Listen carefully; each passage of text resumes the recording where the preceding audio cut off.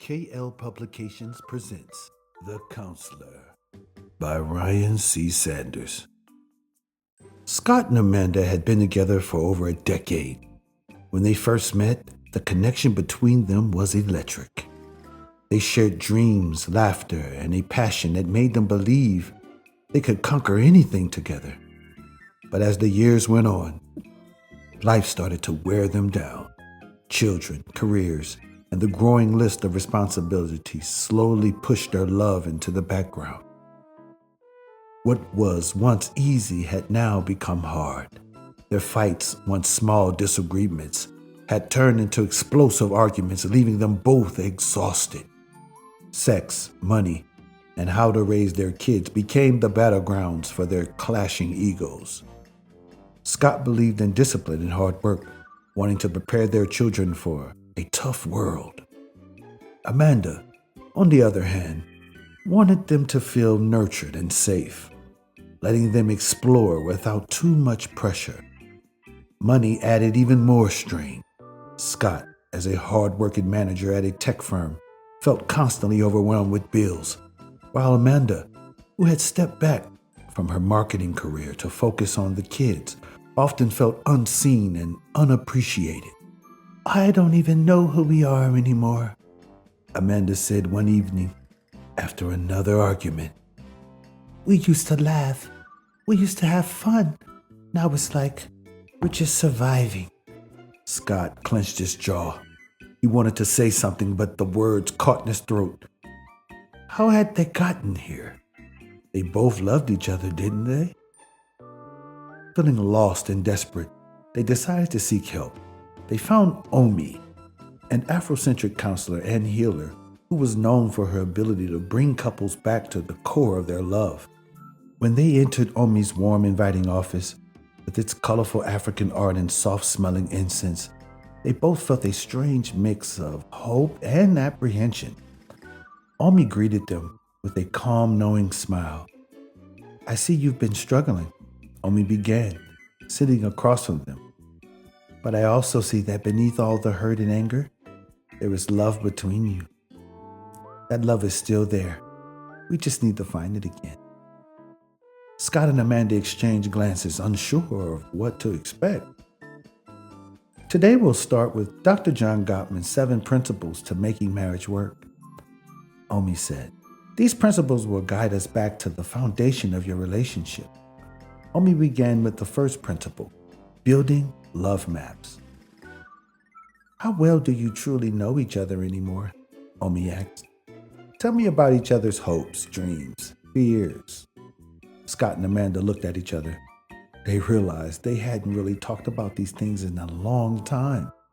They had become so caught up in the day-to-day life that they had forgotten to check in each other's inner worlds. Omi had them ask open-ended questions, and slowly, as they spoke, they discovered new layers of their partner. Amanda shared her anxiety about losing herself in motherhood, while Scott admitted that he felt immense pressure to provide and feared he was failing. They each began to feel a renewed sense of connection, a reminder of why they had fallen in love in the first place. The next section focused on nurturing fondness and admiration. "When was the last time you appreciated each other?" Omi asked. "Genuinely express gratitude for what your partner brings to your life." Amanda bit her lip. She remembered how hard Scott worked and how much he loved their children, but lately, all she could see was his flaws. Scott, too, realized he had taken for granted Amanda's dedication to their home and kids. With Omi's guidance, they started practicing small gestures of appreciation, compliments, kind words, and affectionate moments. Slowly, the atmosphere in the home began to shift. Omi then guided them through turning toward each other, not away. She explained that in marriage, couples make bids for connection, whether through a simple comment, a touch, or a question. These bids could either be accepted or ignored. Scott had often missed Amanda's bids when she talked about her day, too engrossed in his work stress. Amanda had dismissed Scott's attempt to connect physically, feeling emotionally distant. But now, they began to notice each other's bids and responded with kindness and interest, rebuilding intimacy that had long been missing. The fourth principle was about letting your partner influence you. In a partnership, there has to be mutual respect and the willingness to be influenced at least by one another. Omi explained, "Scott, are you open to Amanda's way of seeing things? Amanda, are you willing to respect Scott's perspective?"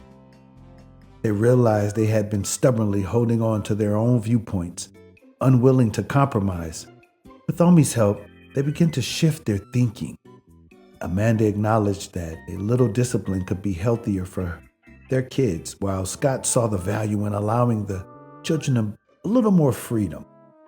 They worked on finding a middle ground as they moved to the fifth principle, solving solvable problems. Omi coached them on how to handle their frequent disagreements about finances and parenting. Instead of blaming and accusing, they learned to start discussing gently and respectfully. They practiced active listening and found that more than often there was room for compromise. But not all problems are solvable.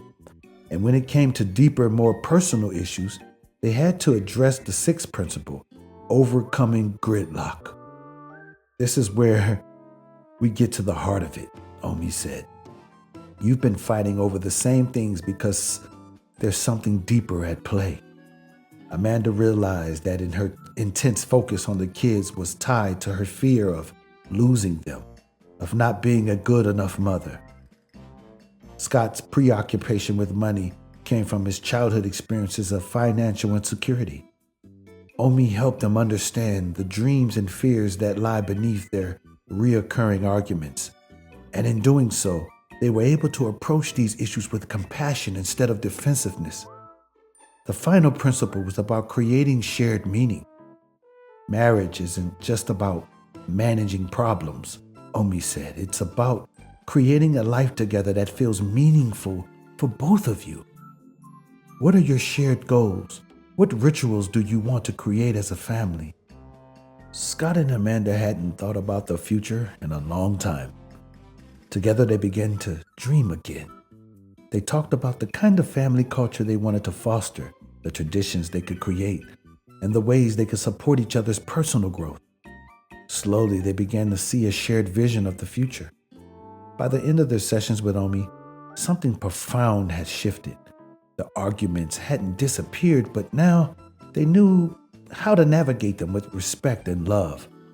They had learned to turn toward each other, not away. They had rediscovered their admiration for each other and built deeper love maps. And most importantly, they had begun to create a new shared meaning for their marriage, one based not on ego or control, but on partnership, love, and mutual respect. As they left Omi's office for the last time, Scott reached for Amanda's hand. She smiled at him, squeezing it gently. For the first time in a long time, they felt like they were walking forward together. Thank you for listening. Please subscribe.